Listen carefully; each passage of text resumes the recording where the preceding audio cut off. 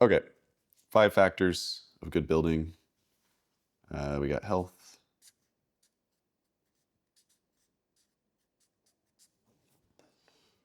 efficiency. This table is the flattest thing I have.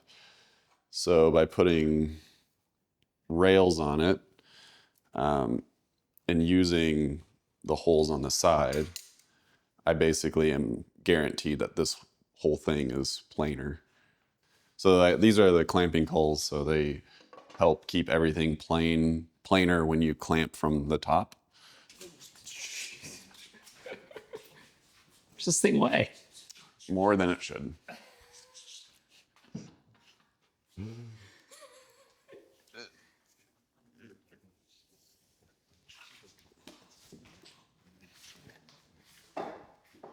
I think when I did the math, once we get the veneers on, it'll be like 250 pounds.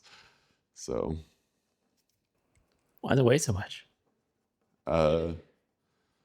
it's 2 pieces of plywood, oak rails on either side, and then Gutex in the middle, or wood fiber insulation. And then there's Viscon in those sort of cells. So there's like strips of wood that glue everything together, kind of create the structure, and then the wood fiber insulation. I think once the cladding goes on, it'll be really interesting. Sourcing this has been really hard. It's not something I'm used to. I don't think I want to get used to it. What's hard about it? The finding 8-foot long strips of clear white oak is, and there's not all of them are clear. So I did the best I could, but they're still imperfect.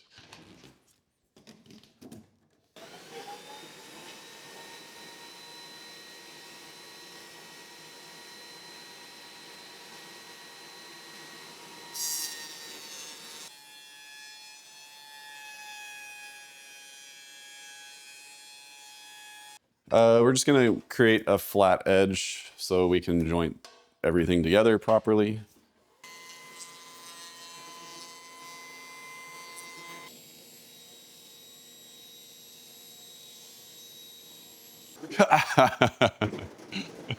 This video is sponsored by us, Nopal. Over the last decades, we've been on a mission to learn absolutely everything we can in housing around health, calm, focus, and resiliency. Now we're on a mission to share what we've learned with you. We're doing that through free content like you're viewing right now, one-on-one help through our guide services, design through our architecture services, or through our design build services. We can go through the entire process of your ideas through a custom design we collaborate on, and then actually build that into a finished home for you. So yeah, I think tell me about the efficiency of this door. Yeah, I mean, in our climate where we have big temperature swings, we need a insulation that, and this one's been outside. I think I talked maybe a bit about that on the last video, but the something that has more mass, something that can hold more heat, but is still has a good R value. And wood fiber tends to be the perfect blend of what is easily available and is still a trash, like by and large, a waste product. So wood fiber can hold a lot of heat. It delays the temperature that gets transferred into the building much better than other materials, especially like mineral wool or glass fiber insulation. So this door, in the core of it, we have, it's half this size, so it's a 40 millimeter thick all the way across, other than where the grid is for the structure. And then encompassing those is a vapor variable sort of paint that we put on it. That's called Viscon. And so that's gonna help reduce sort of vapor and moisture drive, so we keep the door breathing properly, so that way water doesn't get trapped. So if water does get in, it still can dry out. All right, so now we get to social equity.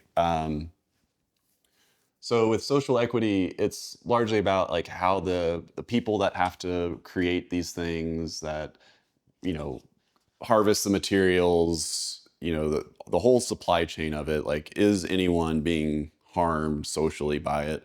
In general, this is all wood door, apart from a few of the vapor uh, barriers or control layers. So really, there's not a lot of impact here. What about like some better or worse options? Like I know people have heard a lot of like South American woods, like you mentioned earlier, Mhm. Ipes, things like that, that we know are really a problem on the social equity side. And then we've got some others we've been playing with. Yeah. So one big alternative that we've been trying is black locust. It has been phenomenal. It is as hard as Ipe is. We use it for exterior specifically, and in our climate. One of the coolest story to me about this wood is it's the the desert ironwood, which is native to where we are. Its closest relative is the black locust tree.